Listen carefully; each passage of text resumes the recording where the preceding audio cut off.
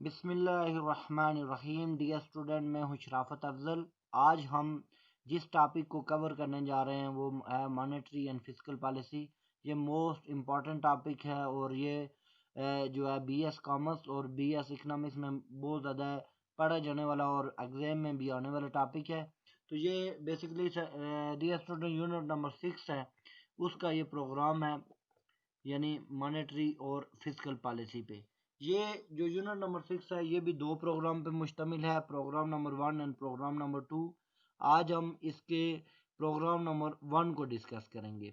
Programme number 1 में हम जिन जिन topics को कवर करेंगे उनमें है basic concept of monetary policy, types of monetary policy, main goals of monetary policy and tools of monetary policy. ये चार टॉपिक्स हैं जिनको हम थारोली या ब्रीफली इनको हम कवर करने की कोशिश करेंगे। तो आइए आज हम अपना लेक्चर स्टार्ट करते हैं। सबसे पहले हम देखते हैं कि मॉनेटरी पॉलिसी होती क्या है।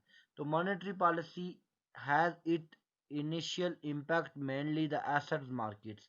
डियर स्टूडेंट, बेसिकली अगर मार्केट्स की बात की जाए तो मार्केट्स से दो तीन तरह की मार्केट्स होती हैं। मनी मार्केट होती है, गुड्स मार्केट होती है और तीसरी जो है कैपिटल मार्केट्स होती है। अब मनी मार्केट के अंदर क्या होता है कि मनी की डिमांड होती है और मनी की सप्लाई होती है जो स्टेट बैंक ऑफ पाकिस्तान या किसी भी कंट्री का सेंट्रल बैंक करता है। गुड्स मार्केट के अंदर हम देखते हैं Y is equal to C plus I plus G, यानी हम डिमांड साइड की बात करते हैं जिसमें कंजम्पशन है, इन्वेस्टमेंट है और एक्सपेंडिचर है, इसकी बात करते हैं। नंबर 3 जो मार्केट होती है वो लेबर मार्केट होती है जिसमें हम लेबर डिमांड और लेबर सप्लाई की बात करते हैं कि लेबर की डिमांड और लेबर की सप्लाई हमेशा कौन करता है, हमारे लेबर करते हैं या ह्यूमन बीइंग करते हैं। तो यहाँ पे अगर देखें सेकंड पॉइंट पे, because the goods and asset markets are interconnected both the fiscal and monetary policy has effect on both the level of output and interest. तो ये देखें कि और ये एसेट मार्केट में बेसिक मनी मार्केट और goods market आपस में एक दूसरे के साथ लिंक करती हैं। मनी मार्केट का शॉक लगता है गुड्स मार्केट पे और गुड्स मार्केट का शॉक मनी मार्केट पे। तो इसके लिए हमारे पास दो तरह की पॉलिसीज हम लॉन्च करते हैं। One is the monetary policy and other one is the fiscal policy. Fiscal policy basically student ministry of finance जो होती है वो जो पॉलिसी लॉन्च करती है, गवर्नमेंट जो पॉलिसी लॉन्च करती है उसको फिस्कल पॉलिसी कहते हैं। जो पॉलिसी लॉन्च होती है स्टेट बैंक ऑफ पाकिस्तान की तरफ से या किसी भी कंट्री के सेंट्रल बैंक की तरफ से उसको हम मॉनेटरी पॉलिसी कहते हैं। तो इसका आउटपुट और इंटरेस्ट रेट के साथ डायरेक्ट ताल्लुक होता है। आउटपुट जिसको जीडीपी भी कहते हैं जो हम पहले पढ़ चुके हैं, और इंटरेस्ट रेट यानी रेट ऑफ इंटरेस्ट जो जिसको सूद भी कहते हैं। अब देखें मॉनेटरी पॉलिसी की जो टाइप्स हैं उनमें देखें तो दो तरह की मॉनेटरी पॉलिसी की टाइप्स होती हैं, एक्सपेंशनरी मॉनेटरी पॉलिसी और contractionary monetary policy. Expansionary monetary policy क्या होती है कि increase the total supply of money in economy more rapidly than usual. Expansion का मतलब ये होता है कि हम जब मनी की सप्लाई को बढ़ा देता है सेंट्रल बैंक, तो उसकी वजह से क्या होता है कि बहुत सारी मनी जो है वो कहाँ चली जाती है, वो चली जाती है जी मार्केट में। और एक्सेस अमाउंट मनी जो है वो स्टक होने के बजाय एक्सेस अमाउंट में चली जाती है जिसको एक्सपेंशनरी मॉनेटरी पॉलिसी कहते हैं। क्यों यूज होती है? जब इकोनॉमिक्स जो है economy economic activity slow down हो, मार्केट में अनएम्प्लॉयमेंट हो, बेरोजगारी हो, तो उस वक्त सेंट्रल बैंक जो है एक्सपेंशनरी मॉनेटरी पॉलिसी करता है। मतलब इसका मतलब ये हुआ कि जब मनी सप्लाई सेंट्रल बैंक बढ़ाता है तो इंटरेस्ट रेट कम हो जाता है, इंटरेस्ट रेट कम होता है, इन्वेस्टमेंट बढ़ती है, इन्वेस्टमेंट बढ़ती है तो गुड्स एंड सर्विसेज ज़्यादा प्रोड्यूस होती है, नई फैक्ट्रियाँ लगती हैं, तो उसकी वजह से अनएम्प्लॉयमेंट का इशू भी रिजॉल्व हो जाता है कि जो लोग बेरोज़गार थे। उसके साथ साथ क्या होता है कि जो इकोनॉमिक एक्टिविटी स्लो डाउन हो गई थी वो बूस्ट अप हो जाती हैं। तो ये एक्सपेंशनरी मॉनेटरी पॉलिसी का ही कारनामा होता है। कॉन्ट्रैक्शनरी मॉनेटरी पॉलिसी का क्या मतलब है? यानी मॉनेटरी पॉलिसी में हम क्या कह सकते हैं कि मनी सप्लाई को सेंट्रल बैंक सक कर लेता है, कम कर लेता है। मनी सप्लाई जो होती है मार्केट के अंदर एक्सेस क्वांटिटी में अवेलेबल होती है, सेंट्रल बैंक क्या कर लेता है उस मनी सप्लाई को सक करता है through open market operation, required reserve ratio, discount rate.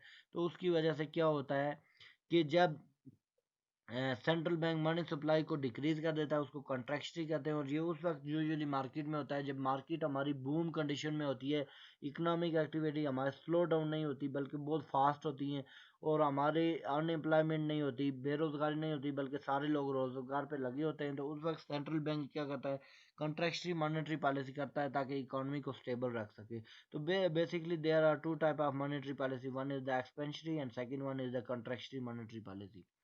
अब देखें, ये एक चार्ट दिया गया है, इसमें आप देख सकते हैं एक्सपेंशनरी मॉनेटरी पॉलिसी और टाइट और कॉन्ट्रैक्शनरी मॉनेटरी पॉलिसी क्या होती है। एक्सपेंशनरी और contractionary monetary Keynesian point of view भी है, और ये किनेजियन पॉइंट ऑफ व्यू है बेसिकली। देखिए मेजर कौन करता है, central bank by the security through the open market operation. ये मैंने आपको बताया डिटेल के साथ। Central bank sell the security through open market operation. अब देखें, it reduce the cash reserve, it low bank rate, money supply increase करती है, इंटरेस्ट रेट फॉल करता है, इन्वेस्टमेंट इंक्रीज करती है, एग्रीगेट डिमांड बढ़ती है, एग्रीगेट डिमांड बढ़ने की वजह से आउटपुट इंक्रीज होती है तो इन्वेस्टमेंट बढ़ती है, जॉब क्रिएशन होती है। सेकंड क्या होता है कि जब हमारे पास टाइट मॉनेटरी पॉलिसी होती है तो उसकी वजह मनी सप्लाई डिक्रीज होती है, इंटरेस्ट रेट रेज करता है, इन्वेस्टमेंट कम होती है या एक्सपेंडिचर कम होते हैं, एग्रीगेट डिमांड भी कम होती है और प्राइस लेवल फॉल कर देता है।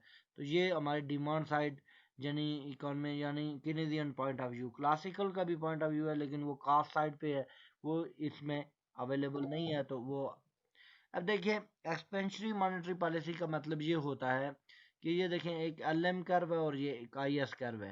अब एल एम कर्व का मतलब ये है कि जो मनी डिमांड और सप्लाई से जो कर्व बनती है उसको एल एम कहते हैं, और आई एस कर्व जो होती है ये किससे बनती है, सेविंग और इन्वेस्टमेंट से। I S curve downward slope है और एल एम अपवर्ड स्लोप है। अब देखें, एम बार ओवर पी बार, जब डिनोमिनेटर की प्राइस बढ़ती है तो एल एम कर्व शिफ्ट होती है राइटवर्ड, यानी एल एम से एल एम वन की तरफ शिफ्ट हो रहा है। एल एम वन का मतलब ये हुआ कि ये देखें कि ई से ई टू की तरफ नया इक्विलिब्रियम आ गया, इंटरेस्ट रेट भी डाउन हुआ from I one to I two. तो इंटरेस्ट रेट डाउन होने की वजह से क्या हुआ कि हमारी आउटपुट वाई वन से वाई टू बढ़ी, क्योंकि इन्वेस्टमेंट बढ़ी तो आउटपुट बढ़ी। तो ये देखें, एक्सपेंशनरी मॉनेटरी पॉलिसी की वजह से हमारी आउटपुट वाई वन से वाई टू बढ़ गई, तो इसको हम कहते हैं expansionary monetary policy.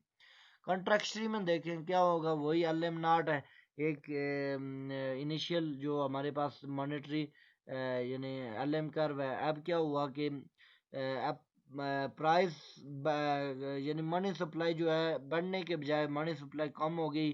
Central bank ने सक कर दी money from central bank suck money from market, तो उसकी वजह से L M curve L M naught से L M one backward shift हो गई, जिसकी वजह से पहले हमारी आउटपुट वाई नॉट थी अब वाई वन हो गई, क्योंकि इंटरेस्ट रेट बढ़ गया आर टू से आर वन की तरफ। और जब इंटरेस्ट रेट बढ़ता है तो इन्वेस्टमेंट कम होती है, इसका मतलब ये हुआ goods and services come produce होंगी, उनकी एग्रीगेट डिमांड कम होगी, जिसकी वजह से आउटपुट भी कम हो जाएगी।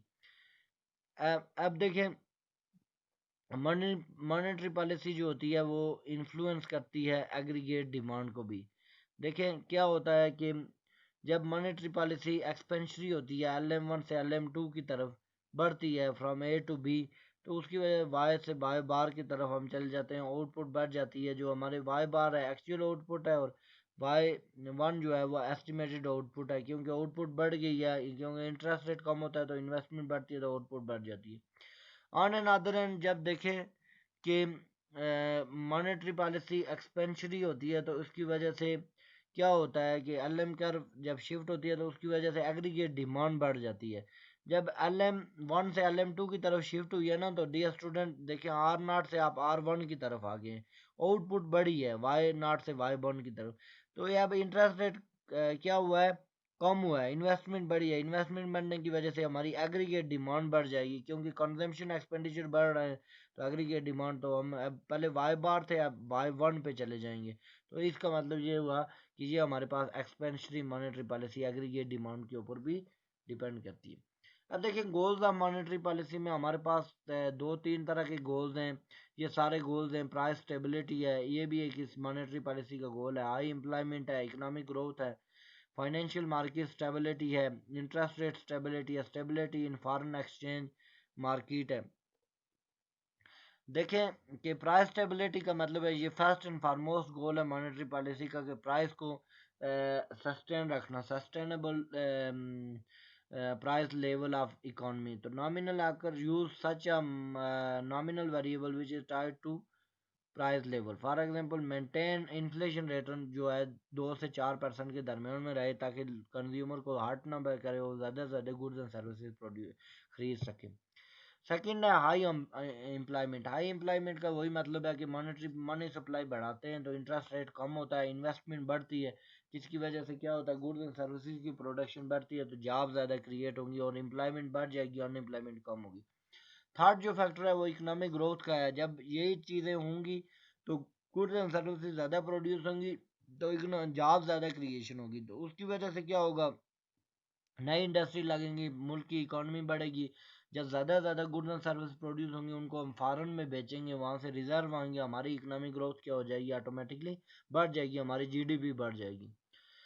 अब टूल्स ऑफ मॉनेटरी पॉलिसी में हमारे पास 3 तरह के टूल्स हैं जिनको हमने ब्रीफली पहले डिस्कस भी कर चुके हैं। ओपन मार्केट ऑपरेशन है, रिक्वायर्ड रिजर्व रेशियो है और डिस्काउंट रेट है।